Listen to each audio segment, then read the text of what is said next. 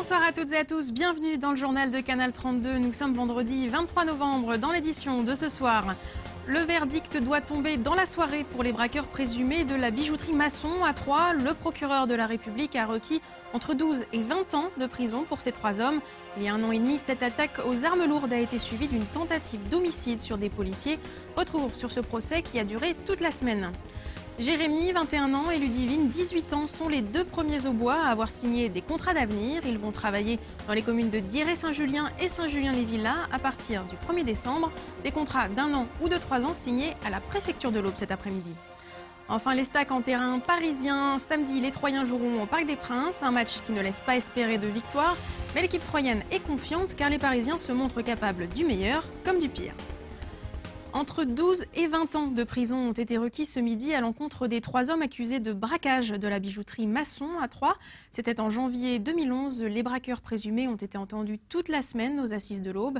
Ils sont accusés de vol avec armes en bande organisée et tentative d'homicide. Ils se sont décrits comme des amateurs, une version qui n'a pas convaincu les parties civiles. Compte rendu de ce procès avec Martial Roche. C'était aujourd'hui le dénouement de 5 jours d'un procès qui se voulait exemplaire au TGI de Troyes. 3 hommes comparaissaient pour le braquage le 7 janvier 2011 de la bijouterie Masson à l'angle de la rue Émile Zola et de la rue des 15-20.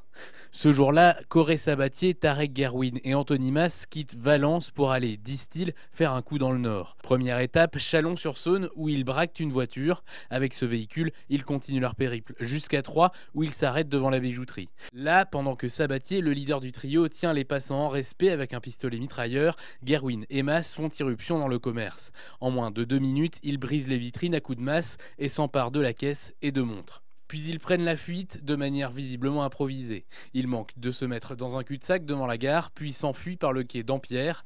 C'est là qu'après avoir choqué un bus et une autre voiture, ils percutent un 3e véhicule. Là, Sabatier et Mas sont interpellés. Gerwin parvient à voler un autre véhicule. Il sera interpellé à Valence 1 mois après.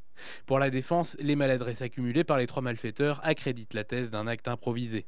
Ils volent avec une voiture 3 portes, ils se retrouvent enfermés dans la bijouterie, ils volent en fait les montres de pacotille, des montres à 100 € alors qu'ils étaient venus chercher de l'or. Tout un tas de détails qui montrent qu'en réalité ils ne savaient pas du tout ce qu'ils faisaient. C'était des gens qui allaient pas plus loin que le bout de leur nez, comme ça, sur des opportunités. Le vol de la voiture par exemple, c'est une femme qui est en train de charger son coffre avec les clés sur le contact, la porte ouverte. Ils la voient, ils la poussent, ils prennent la voiture et ils partent.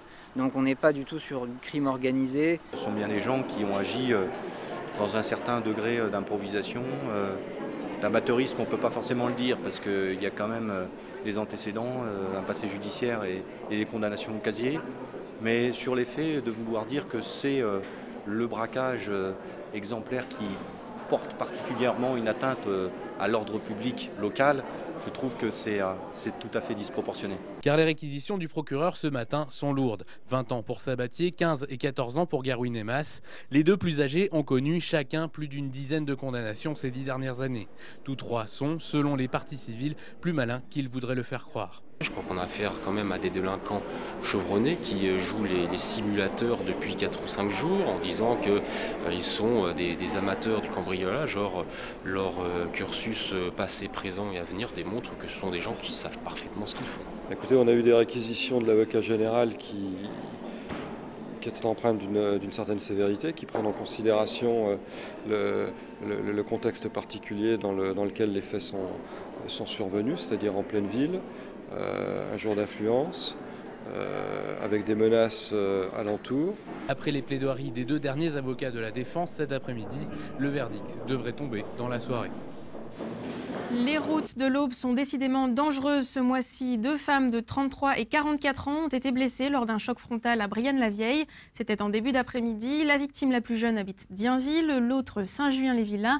Leur pronostic vital n'est pas engagé. Elles ont été transférées à l'hôpital de Troyes. C'est l'occasion de faire un point sur les victimes de la route. En novembre, 12 accidents ont eu lieu dans le département. Ils ont fait 6 morts et 8 blessés. Donc c'est presque autant que de victimes qu'en 6 mois. En effet, entre janvier et juillet 2012, 8 personnes avaient déjà trouvé la mort dans notre département. C'était au cours de 85 accidents, comme vous pouvez le voir à l'écran. Les emplois d'avenir arrivent dans l'Aube. Les premiers contrats ont été signés cet après-midi à la préfecture. Ils engagent à la fois les futurs salariés, les maires des communes qui recrutent, mais aussi le préfet de l'Aube. Car ces emplois sont largement subventionnés par l'État. Ils visent à favoriser l'embauche de jeunes de 16 à 25 ans, peu ou pas qualifiés. Les premières collectivités auboises à utiliser ce dispositif sont Diray-Saint-Julien et Saint-Julien-les-Villas. Mais cela pourrait en intéresser d'autres. Le reportage de Christian Vira. Les 2 premiers contrats d'avenir de l'Aube ont été signés en préfecture. Âgés de 18 et 21 ans, pour eux, il s'agit d'une aubaine d'accéder à des emplois à temps plein. M'occuper des travaux sur la commune, tondre les pelouses, ramasser les feuilles, enfin ce qu'il y a besoin. Et m'occuper des petits aussi, à la cantine, la garderie. Ça me soulage, j'en avais marre de rien faire. Je vais être animatrice en accueil de loisirs. Et j'aurai 1 heure par jour aussi derrière la cuisine pour aider les dames. On a plein de BAFA quoi. Donc voilà, il y a plein de gens déjà qui sont embauchés. Donc c'est dur en fait. Ces contrats d'avenir sont réservés aux jeunes de 16 à 25 ans ou aux moins de 30 ans en situation de handicap. Pour l'instant, seul le secteur non marchand peut recruter.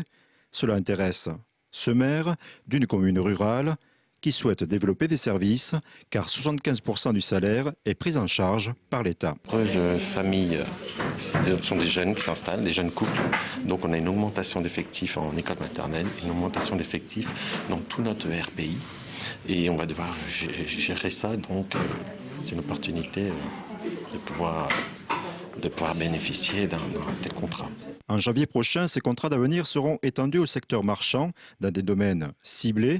Dans tous les cas, ces jeunes bénéficient de l'accompagnement par Pôle emploi et les missions locales. Objectif, obtenir une qualification. Là, ça va être vraiment passer à un diplôme qualifiant, pour certains.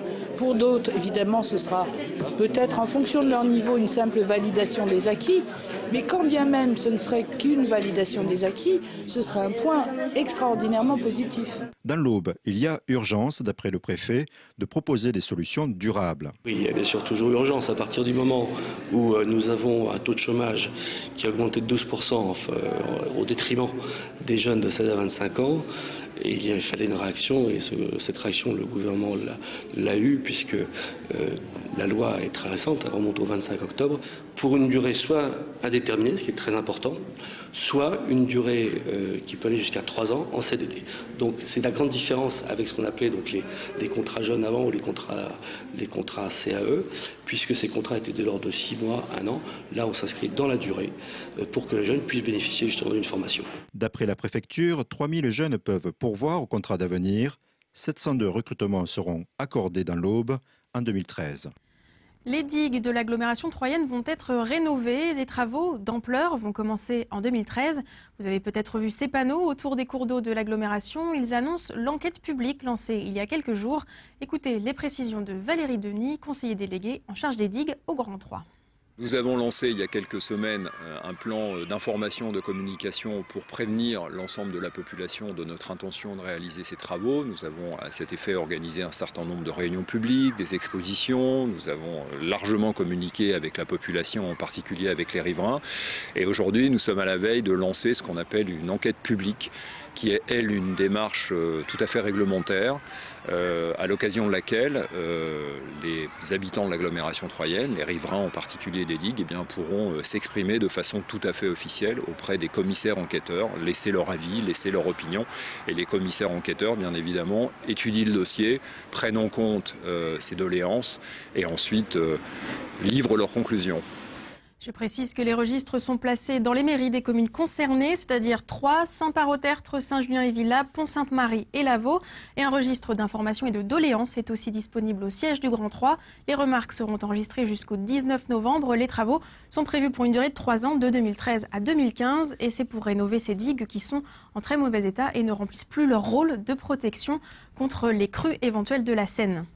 Ce samedi, l'Estac rencontre le Paris Saint-Germain pour le compte de la 14e journée de Ligue 1. C'est à 17 h au Parc des Princes. Après le match nul contre Nancy la semaine dernière, les Troyens rêveraient de la victoire contre le PSG. Mais c'est inespéré. Jamais le club troyen n'a gagné chez les Parisiens. État des lieux à la veille du match avec David Mutel.